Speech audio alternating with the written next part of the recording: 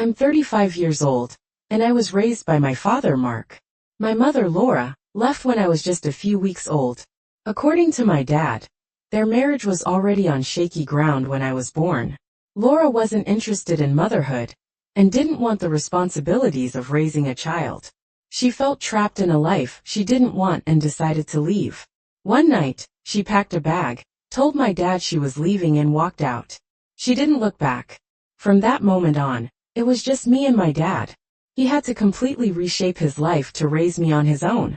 My dad worked tirelessly to provide for us, often juggling multiple jobs to make sure I never went without. Despite the financial and emotional struggles, he gave me a childhood filled with love and stability. Growing up, I occasionally asked about my mom. My dad always answered honestly but cautiously, never speaking ill of her. He explained that she had her reasons for leaving, and assured me it wasn't my fault.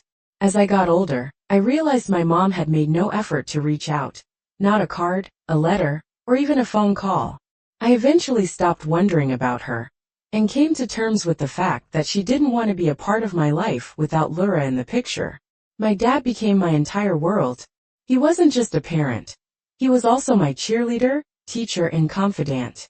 He taught me how to ride a bike, helped me with school projects, and attended every soccer game. He made sure I knew I was loved, even if I only had one parent.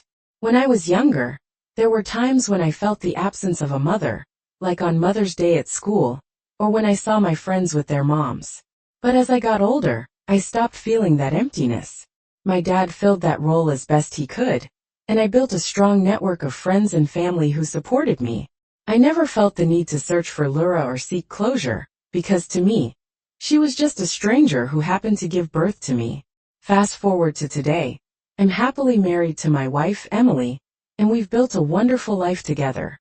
I have a stable career, close friends, and a strong relationship with my dad, who is still a major part of my life. I've never felt like I needed anything from Laura, and I certainly never expected her to resurface. A few weeks ago, I received a message on social media from someone claiming to be my mother. At first, I thought it was a scam or a prank.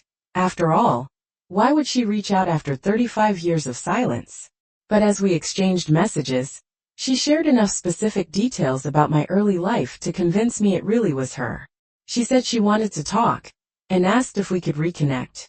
I was hesitant but curious. Part of me thought maybe she was reaching out to apologize or explain herself. Against my better judgment, I agreed to have a conversation. That's when she dropped a bombshell. Laura began our conversation with a half-hearted apology, saying something like, "I know I wasn't there for you, but I had my reasons." Before I could even respond, she shifted the focus to why she was reaching out. She needed my help. She explained that she has another daughter, Emma, who is 19. Emma is struggling financially, trying to pay for college and medical bills because she has health problems. Laura said Emma is overwhelmed and needs support, and as Emma's older sibling, it's my responsibility to step in and help. I was floored. This woman, who abandoned me as a newborn and made no effort to be a part of my life, was now demanding that I take care of her other child. I told her I didn't understand why she thought I owed her anything, and her response left me speechless. "Because I gave birth to you, you wouldn't have the life you have now if it weren't for me." I reminded Laura that it was my dad who raised me, not her. He was the one who sacrificed everything to make sure I had a good life. Laura brushed this off, saying, "I had my struggles too. You don't know what I went through." She insisted that I should feel grateful she gave life to me at all, and that helping Emma was the least I could do to repay her. When I asked about Emma's father, Laura said he was no longer in the picture, and that Emma had no one else to turn to. She accused me of being selfish and heartless, saying I was punishing Emma for her past mistakes. I told her that I felt for him in his situation, but that I couldn't take on the burden of someone I'd never met, especially given the circumstances. Laura didn't take this well. She started guilt-tripping me, saying I should be ashamed of myself for turning my back on family. She caught me cold and ungrateful, doubling down on her claim that I owed her for bringing me into the world. After our conversation, I was curious about Emma, so I looked her up on social media. From what I could see, she seems like a bright and hardworking young woman. She's studying to become a nurse and juggling multiple jobs while dealing with some health issues. It's clear she's been through a lot, and part of me feels for her. But I can't ignore the fact that Emma is a stranger to me. I've never met her, and the only connection we have is through Laura, who abandoned me. I don't blame Emma for any of this. It's not her fault. But I also don't feel like it's my responsibility to swoop in and fix her problems. Since that conversation, Laura has been relentless. She sent me countless messages, alternating between pleading and demanding that I help Emma. She's even reached out to extended family members, people I haven't seen or spoken to in years, to pressure me. Some of them are shocked and disgusted with my mother's audacity. Even my dad has weighed in. While he fully supports my decision, he suggested that I might consider reaching out to Emma directly, without involving Laura. He said Emma didn't ask for any of this and that I might regret not giving her a chance to be part of my life. I understand his perspective, but I still feel conflicted. I'm angry, hurt, and overwhelmed. Laura abandoned me without a second thought, and made no effort to be a part of my life for 35 years. Now she's suddenly reappearing, not to apologize or take responsibility, but to demand that I help her other child. It feels manipulative and selfish, like she's trying to use me as a solution to a problem she created. As for Emma, I do feel bad for her. She seems like a good person who's trying her best to overcome difficult circumstances. But I don't think it's fair for Laura to place this burden on me. I have my own life, my own family, and my own responsibilities. I can't sacrifice my emotional well-being to fix a mess I had no part in creating. Am I the a-hole for refusing to help my estranged mother's daughter? OP's mother abandoned OP, and didn't even try to contact him for 35 years. Now she's showing up with demands, acting as if OP owes her something for simply giving birth to him. OP doesn't owe her anything. She forfeited the right to ask for OP's help when she walked out of OP's life. While I feel bad for Emma, it's not OP's responsibility to fix the mess Laura created. OP needs to keep focus on the people who have always been there for him. And now, let's hear the community's opinion. Not the a-hole. Your mother's sense of entitlement is mind-blowing. Giving birth doesn't entitle her to anything from you, especially after abandoning you. It's manipulative and cruel of her to guilt-trip you and drag other family members into this. She's using you as a last resort because she didn't step up for her own daughter. You're right to set boundaries.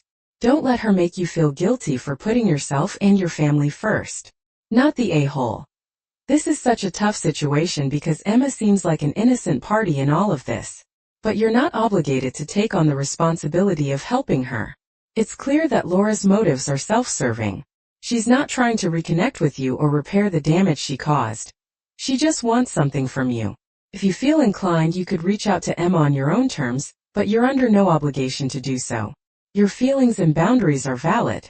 You've handled this situation with far more grace than your mother deserves. It's one thing if she had reached out to apologize and take accountability for abandoning you. But to show up after decades and demand money for someone you don't even know? That's outrageous. You're not heartless. You're protecting yourself from being manipulated. Stay strong and don't let anyone guilt you into compromising your boundaries. You've done nothing wrong. I am 26 years old and female. This is very hard for me. Almost 5 months ago I lost my father. I'm one of 6 children, 28, 26, 23, 2016 and 14. Upon my father's death, it was revealed he'd fathered an outside child, a boy who was 5 years old. This has turned our family upside down, especially my mother. The child was being raised by his grandmother, but she's in bad health. His mother passed away a couple of years ago. She reached out a couple of months ago, asking if one of us could take him because she's being moved to hospice and has now become bedridden. She was lucky enough that her neighbor has been helping her with him, but it's only temporarily, and she has no family to take him. I knew that taking him in would be difficult for myself and my family, but he's innocent in this, and this is my sibling. He has no one, and it would haunt me forever if I were to turn my back now. I've discussed this with my siblings, and while a couple are torn about it, the others are in agreement. I didn't want my mother to be blindsided by this, but I wanted to put things on the table about what was going to take place. She cried, and it ripped me to pieces because the last thing I wanted to cause her were more tears.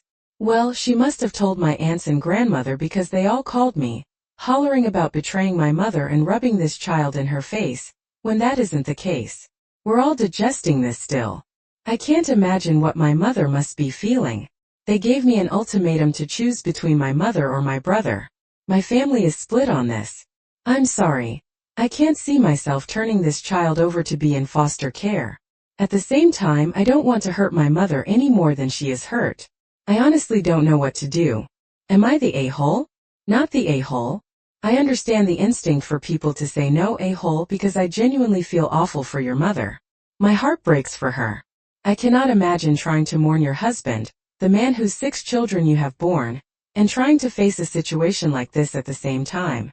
But gently, while I feel deep empathy for her, she is still a little bit of an a-hole.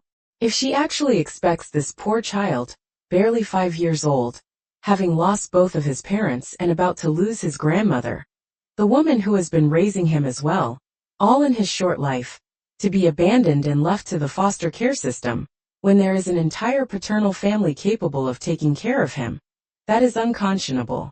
It's horrific. You can be terribly hurt, and still recognize the right thing to do. Someone was going to get hurt here, and it was going to either be an adult or a very small child, both of whom are already grieving horrific loss. There really was only ever one proper answer, as to which one of those it should be, ethically speaking. Of course, you're not the a-hole for providing a home for your half-brother. You are a wonderful human being, not the a-hole. You are doing an amazing thing for a kid who deserves to be loved. Your mom obviously has every right to be upset by your dad's actions. But again, it's not the boy's fault. Your aunts and grandmother need to rein their collective necks in. It's not their business. My mom is getting married soon, and my wife doesn't want to go for moral reasons. My wife doesn't like my mom. Some of the stuff is pretty valid though. She agrees my mom does not treat her poorly, but she also hates the man my mom is marrying, and feels it would be wrong to go. Her biggest issue is with the groom abandoning his 2 kids, and she doesn't want to support someone like that. I see her point, and she has had stronger views on stuff like that since having our son.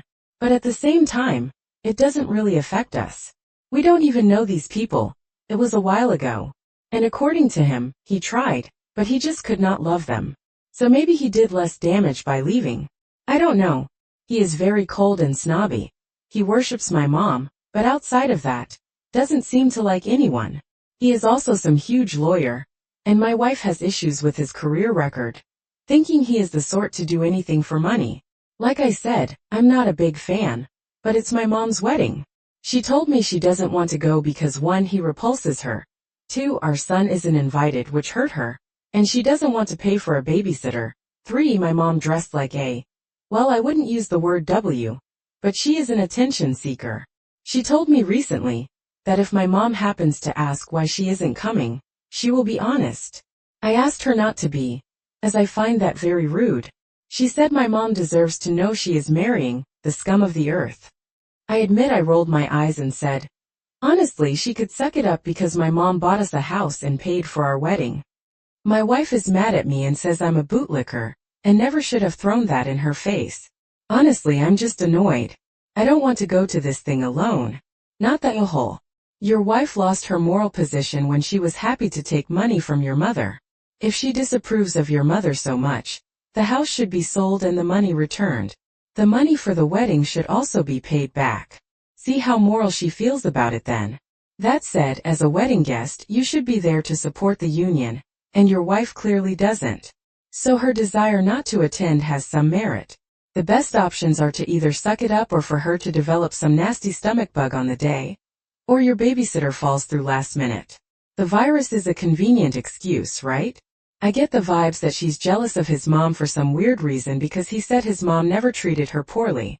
I assume all the talking crap about her is behind her back, since he said his wife doesn't like his mom and not that they don't like each other. Now when she found a way to nitpick her, she will tell her to her face. Lady, you took her money to have a wedding and a house to live in. The least you could do is hold your tongue and attend her wedding. Not the a-hole. It sounds like your wife is willing to take money from your mother but is unwilling to give. I understand your wife's reasons for not wanting to go, but taking the money for your house and wedding shows either your wife approves enough of your mother to take from her or has her own moral flaws. It's hypocritical of your wife to take from your mother, then say she has a moral obligation to stay away. I 27 female am 8 months pregnant. One of my closest friends, Skylar 27 female, was also pregnant but had a miscarriage just a few weeks ago. She was about 3 or 4 months along when it happened, and I was one of the first persons she told.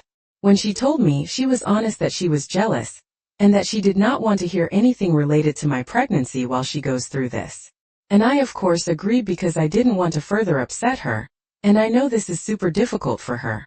I just got my late ultrasound done recently, and my husband and I really want to put them on Facebook.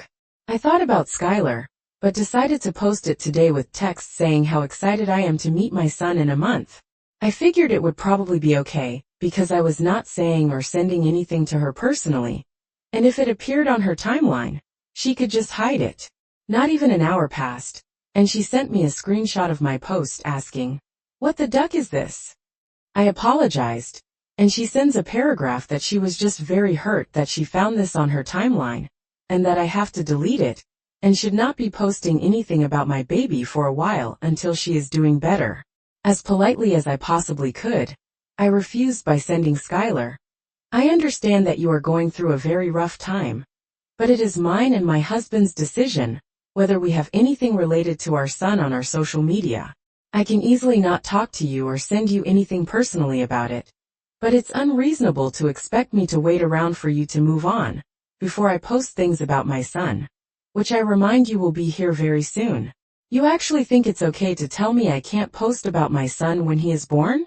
There are alternatives. You can choose to hide the posts or take a break from my profile, so you don't have to see my posts until you are ready.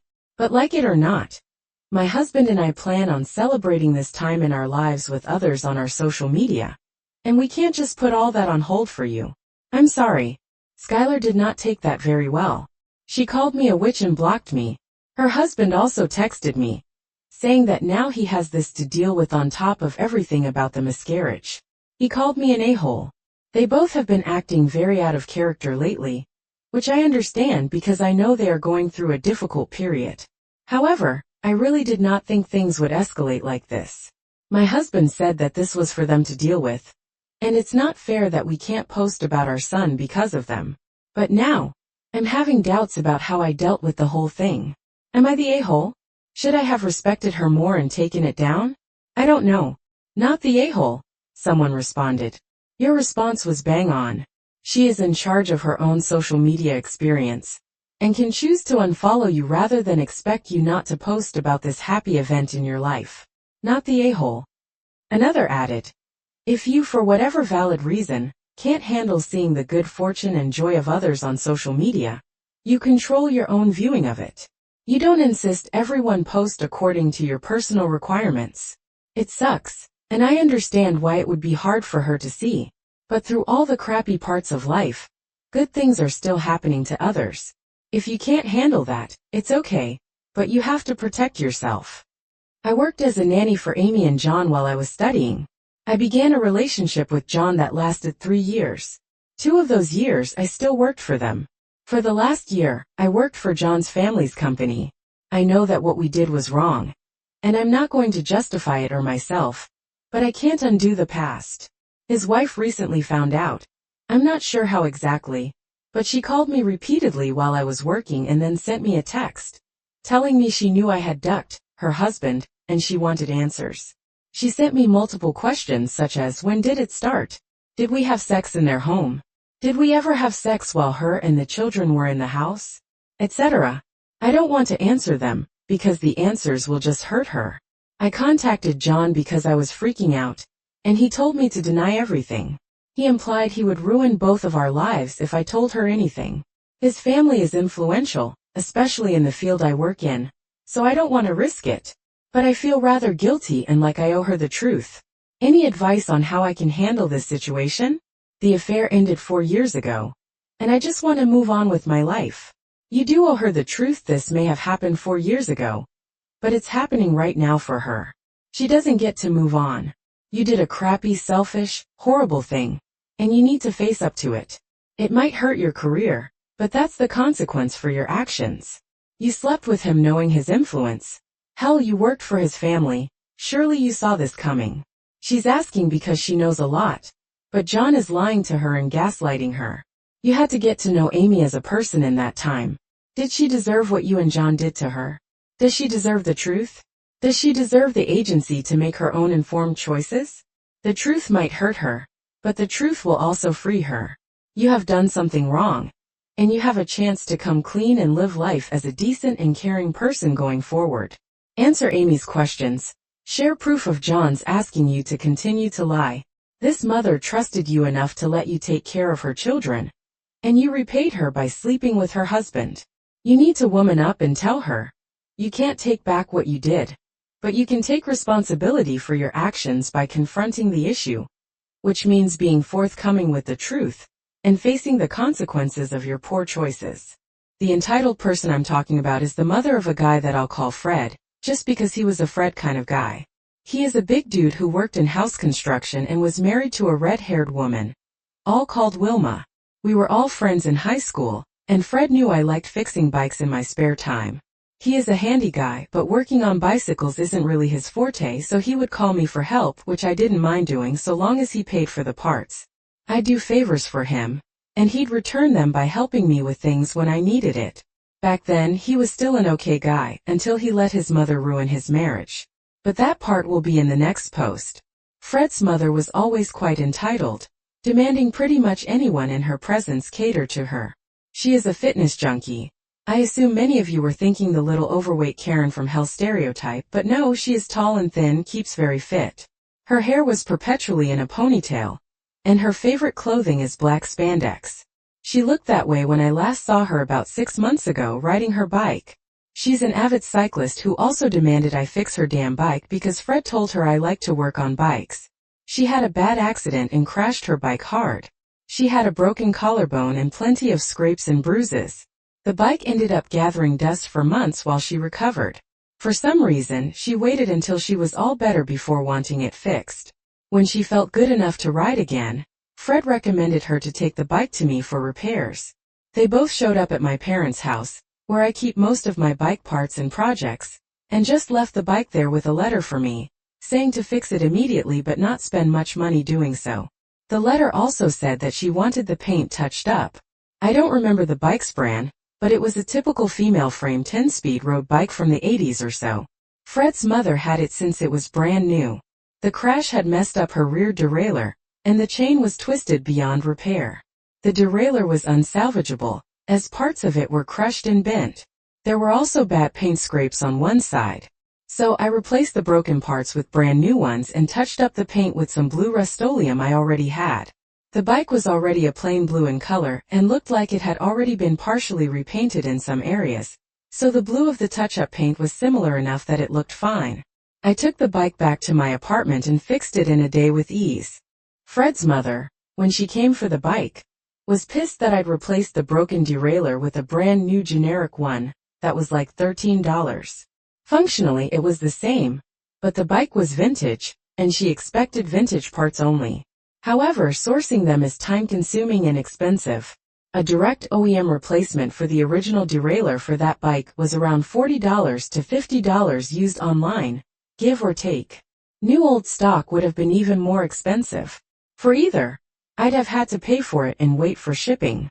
So, a $13 derailleur that does all the same things worked fine, especially on the small budget I had for repairs.